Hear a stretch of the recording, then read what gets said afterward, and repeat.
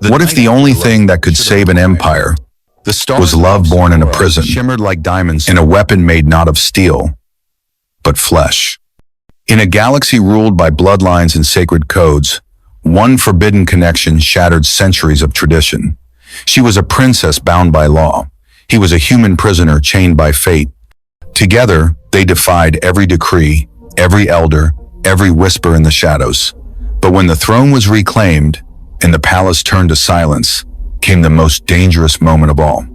Because when they stood alone, no guards, no crowns, what they shared wasn't rebellion or ritual.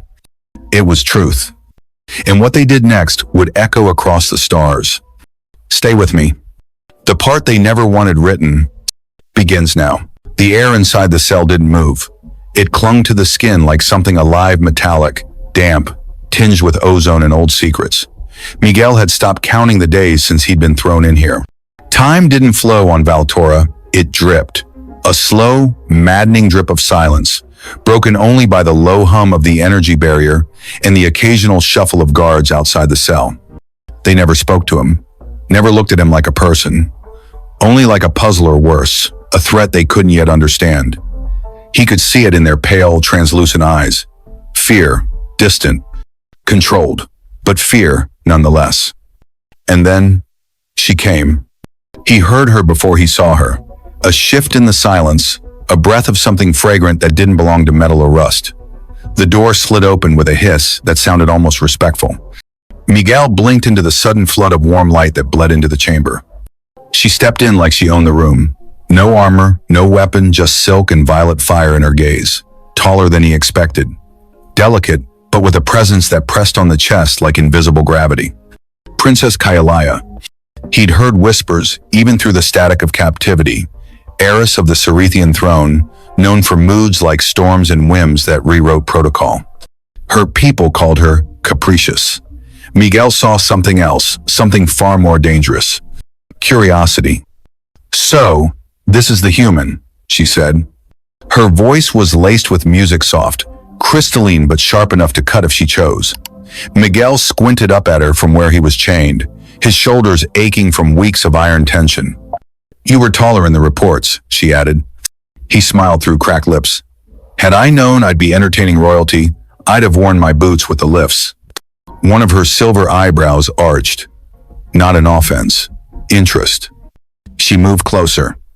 Kaeliah didn't look at him like a jailer or a conqueror. She looked like someone examining a living, myth-fascinated, skeptical, maybe even amused. I've heard stories, she murmured. Tales passed among our younglings, of human males possessing anomalies. Not weapons of war, but of biology. A blade hidden beneath flesh. It said it can awaken, grow, shift in size. Is this true? Miguel blinked. You're talking about weight, you mean? Her stare never wavered. He cleared his throat. I hate to disappoint you, Your Highness, but I was thoroughly searched when I arrived. I barely have a sock left, let alone any secret weapon. Kaeliah took a measured breath, ignoring his sarcasm. I'm not speaking of objects. I speak of what nature hides in you. The legends of the Earthblade. Miguel felt the breath catch in his throat. The absurdity of it all tangled with a very real unease in his gut. Well, if you mean what I think you mean, then I'd say the stories might be exaggerated. She tilted her head slightly, as if weighing his answer against the folklore she'd grown up with. There was a flicker of something unreadable in her gaze, longing, maybe, or simply hunger for truth. Not carnal, academic. Hungry like a scholar denied a sacred text. But is it true that it changes shape? She asked softly. He chuckled bitterly. Not under duress, no. I mean, it's freezing in here, for one thing. She stepped closer, close enough that he could see the subtle shimmer of bioluminescent veins under her ivory skin. And what would it take, she whispered, for it to reveal its truth? Miguel shrugged as much as the chains allowed. Time, privacy, maybe some inspiration. Her expression didn't change, but something in the air did. It thickened, wrapped around them like the coiling tendrils of an unspoken pact. I am to be bonded, Kaeliah said, her voice suddenly quieter, to a Cerethian general, a brute, a match forged for politics, not purpose. And yet here you are, a being from a world no one truly understands. You fascinate me. Miguel met her eyes and saw the storm behind them. I don't know what you think I am, he said, voice low, but I'm no savior. I'm just a guy who took the wrong mission. She didn't flinch. She reached out slowly like one might approach a wild creature and touched the manacle on his wrist. Her fingers were impossibly cool. You carry a weapon of truth, she said almost reverently, and I intend to see it, not as a princess, but as a seeker of legends. There was a click. The shackle fell away. Miguel stared at her. Not in fear now, but something close to awe. Because in that instant, the princess was no longer royalty. She was something far more dangerous. A believer. And belief. Belief has always been the beginning of revolutions. Under the thin glow of Val, Tora's twin moons, the silence inside Miguel's cell had changed. It was no longer hollow. It breathed. It listened. And sometimes, it waited. She visited again that night, cloaked in shadows, carrying something wrapped in silk, a loaf of bread, warm and fragrant, and a flask of crimson liquid that shimmered with starlight.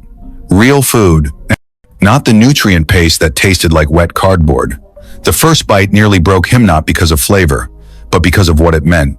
She was breaking rules. For him, Kaeliah sat on the cold floor, her robes pooling around her like spilled ink.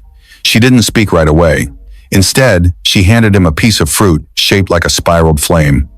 Its skin was translucent, pulsing faintly like it had a heartbeat. He took it with trembling hands. Their fingers brushed. That was the moment it began. Not a confession, not a kiss, not desire, but a spark. The quiet kind, the kind that grows without permission.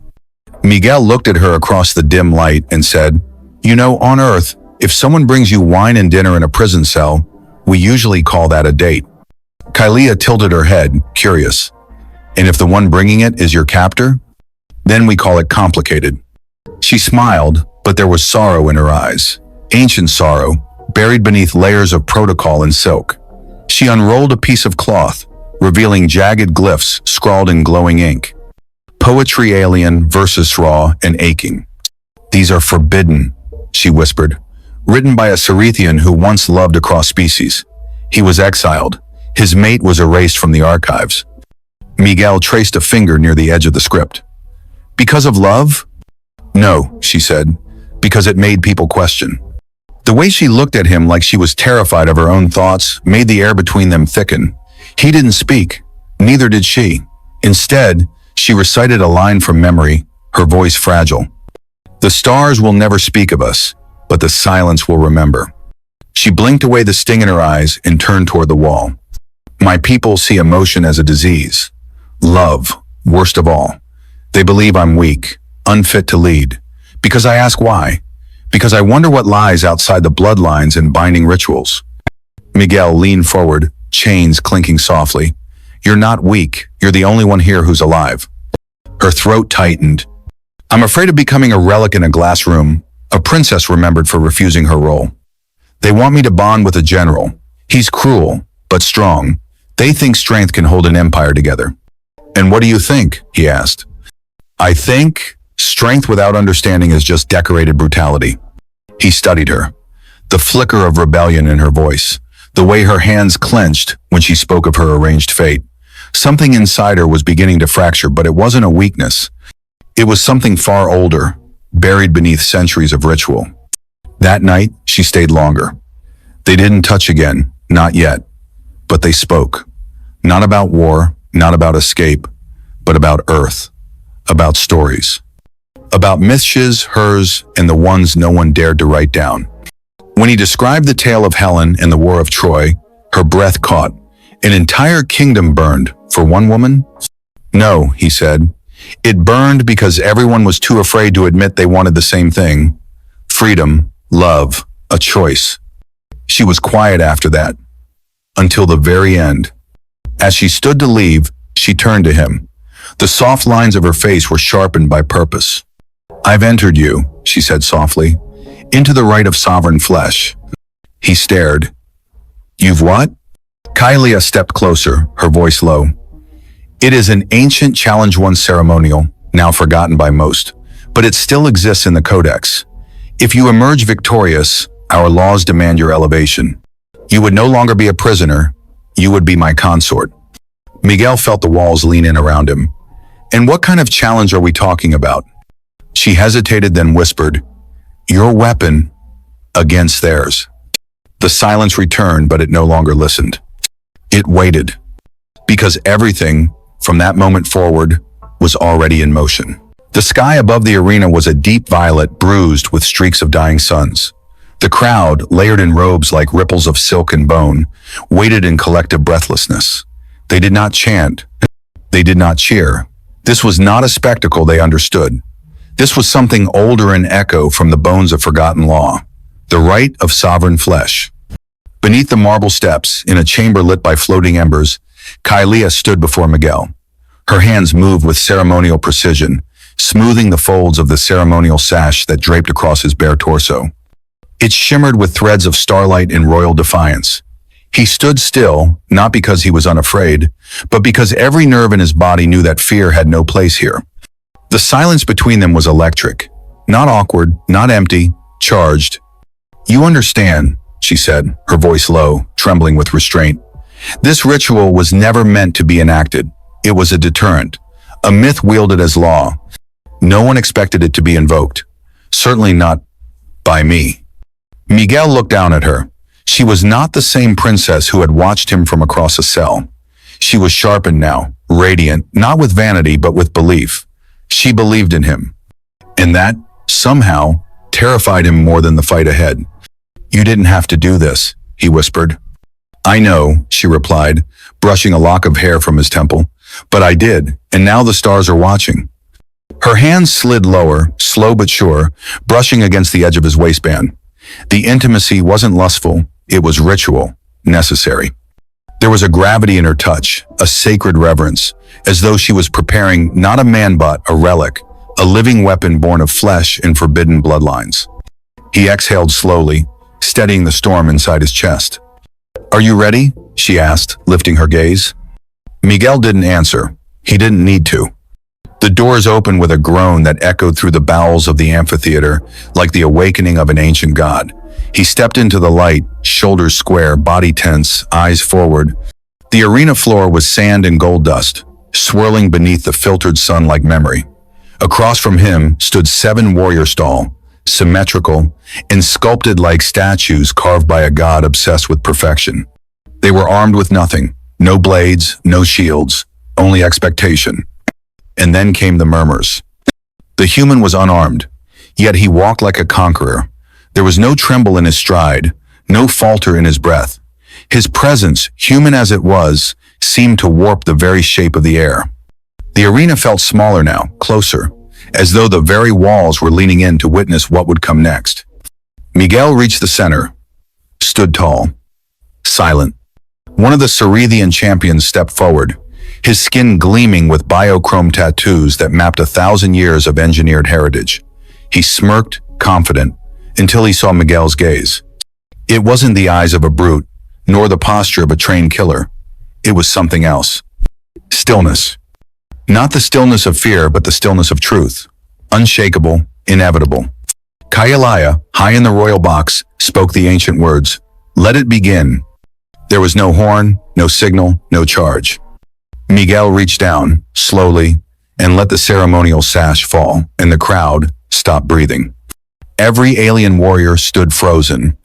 The legend had been whispered in academies, dismissed in temples, buried in protocol, but now it stood before them. Flesh, yes, but unlike anything they'd seen. Alive, responsive, powerful. Sacred not in brutality, but in defiance of all their rigid norms. One of the champions dropped to his knees, trembling. The second followed. By the third, the silence fractured into awe. Miguel didn't move. He didn't speak. He simply existed in full truth, and that was enough. The Cerethians, bred for perfection, couldn't comprehend what they saw. A weapon not forged in labs or grown in birthing vats, but carried in the blood of a race long considered primitive. They surrendered, every last one of them. The elder priest stepped forward, voice trembling as he raised his staff. Let it be known across Sucorran stars, he declared, that the human's blade conquers without blood. A thunder of reverent silence swept through the crowd, and then cheers, sharp and echoing like the breaking of shackles. Kaeliah didn't smile. She didn't cheer. She stood perfectly still, eyes locked on the man who had just undone centuries of belief by doing nothing at all. Miguel looked up at her, and in that moment, he knew he wasn't free. He was necessary. And necessity is a crown no man can ever take off. The night after the rite should have been quiet. The stars above Sucorra shimmered like diamonds soaked in blood. But something was wrong. The wind that rolled off the obsidian cliffs carried a weight, not of celebration, but of conspiracy. In the throne chamber, lit by twin fires and shadows that whispered against ancient stone, Kaeliah stood wrapped in silence. She had done what no Cerethian princess dared rewritten ritual, defied bloodline, and chosen a mate not from power, but from possibility. Yet the walls of the palace were never loyal. They remembered everything, especially betrayal. She heard it before she saw it. The crack of armor, the hiss of a guard's last breath. Then came the voice, cold, familiar. The High Elder, robed in crimson, flanked by warriors not of the royal guard, but of the old blood, the loyalists. The ones who still worship the purity of genetic codes and ceremonial chains. This union is null, he barked, voice echoing like a blade dragged across stone. The rite was a farce. The human is not kin, he is contamination. Miguel, still dressed in ceremonial cloth, stained with arena dust, stepped between Kaeliah and the elder's blade. His eyes didn't blink, his hand didn't flinch. He wasn't raised to rule, but in this moment, he looked more sovereign than any of them. Behind them, doors slammed, spears lifted. They were surrounded. Kaeliah's voice was steel wrapped in silk. You stand against your blood, against the right, against the will of the people. The elder's lip curled. We stand against extinction. The first arrow flew. They ran. Through halls of carved stone and cascading banners. Through secret corridors she knew from childhood hidden roots, etched into her memory, taught in whispers by a mother who no longer lived to protect her. Miguel followed, silent and focused, his steps tuned to hers. He was a soldier again, not a prisoner, not a consort, but something in between. A weapon with a heart. They reached the Hall of Ancients, where the statue of the first queen towered with arms outstretched. That's where Kaeliah turned, blade drawn from the folds of her robe. The enemy would find them here. They had no choice. Miguel found a spear on the wall, decorative but real. His hands gripped the shaft with the memory of Earth's training grounds. This time, no ceremony, no mystery. Just the moment before battle, when choices become scars. Kaeliah looked at him. You don't have to fight. He met her eyes. I'm not fighting for the right. I'm fighting for the chance to live with what it gave me.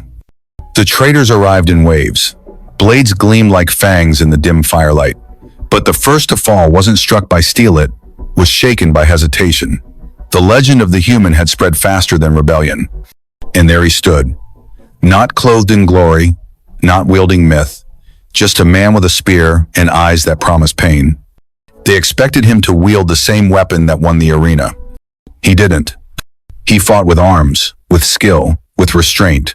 No power tricks, no biology, just a man who chose principle over performance. He moved like thunder, precise and relentless. Kaeliah fought beside him, every swing a statement, I will not be claimed, I will not be controlled, I will not be caged. The rebel guards began to turn, not against them, toward them. One by one, soldiers once loyal to the elders dropped their weapons and raised their fists in salute. Not because of fear, but because of what they saw. Honor, not flesh, not legend, but choice. And in the stillness after the clash, in a chamber choked with smoke and silence, one of the young guards stepped forward. His voice cracked with reverence. He proved, the boy whispered, that Earth's strength isn't in biology, but in honor. Miguel didn't reply. He didn't have to. The fire behind them burned brighter than it should have. Something sacred had just been born. And something ancient had just died. Beneath the fractured domes of the Cerethian palace, the scent of scorched silk still lingered, threaded with smoke and sweat and the quiet, ghost-like hum of a new reign. The halls, once sterile with control and tradition, now pulsed with something different. Not victory, not yet, but breath. The kind of breath that follows survival. The kind that dares to hope. Miguel stood at the base of the throne, blood drying on his forearms, the shaft of a broken spear still in his grip. Above him, Kaeliah stood not robed in ceremony, but in armor cracked from battle, dust streaked across her cheeks like war paint. Her voice echoed off the crystal-veined columns, strong and clear, shaped by fire and tempered by defiance. "No longer," she said, staring down at the gathered nobles and soldiers below, "will we measure worth by birthright or by the geometry of blood. From this day forward, Cirith shall be guided not by the rigidity of lineage, but by courage, by heart, and by truth." There was no applause, just silence thick, loaded, heavy with the weight of a world shifting on its axis. She stepped down, slow and steady, until she reached Miguel. Their fingers touched. She didn't ask permission. She simply laced her hand into his, and together they walked away, not as ruler and consort, not as warrior and prisoner, but as something new, as equals, as myth rewritten. Later, in the quiet of the royal sanctum, beneath a ceiling painted with ancient constellations and constellations yet unnamed, they stood in the center of the chamber with no guards, no witnesses, and no crowns. Miguel unfastened the remains of his armor, hands slow, movements uncertain, not out of shyness, but reverence. Kaeliah didn't look away. Her gaze held his like a vow unspoken. She touched his chest, fingertips tracing the scar along his collarbone. It wasn't curiosity now. It was memory. The need to understand not the skin, but the weight beneath it. "I've always been afraid," she confessed. "Afraid that I would lead with too much heart and not enough law. That my softness made me unfit." He brushed a hand along her jaw, thumb settling just beneath her lip. What they called soft was just what they couldn't control. You don't lack strength, you just refuse to weaponize it. They kissed not with hunger, but with gravity. Not the collision of strangers testing limits, but the melding of survivors who had seen each other completely and stayed. As their bodies aligned, there were no gasps, no declarations, just breath. Syncopated, rising, honest. They explored with patience, with reverence, with a strange tenderness forged not in passion, but in the trenches of shared pain. Miguel marveled at Harriet, the strength in her fragility, at how her alien skin responded to his touch, like memory recognizing memory. Kaeliah studied him not with the eyes of a ruler, but a lover who had chosen truth over safety. In the rhythm of their closeness, something shifted not just between them, but within them. Her doubts melted into the cradle of his arms. His guilt evaporated beneath the warmth of her hands. Time slowed not as illusion, but as gift. When they lay still, skin pressed to skin beneath the constellation dome, the room didn't feel like a palace anymore. It felt like the center of the universe. And for a moment, perhaps it was. And so, beneath alien stars and walls once built to silence feeling, they rewrote the meaning of power. Not with blood, not with weapons, but with choice. Kaeliah and Miguel didn't just reclaim a throne, they changed what the throne meant. From lineage to courage, from design to desire, from law to love. But change in empires is never without a cost. Not everyone accepted the new rule. And in the void beyond the stars, someone was watching. Because when a human dares to touch the heart of royalty, the galaxy listens. And not all who listen wish them well. This story isn't over.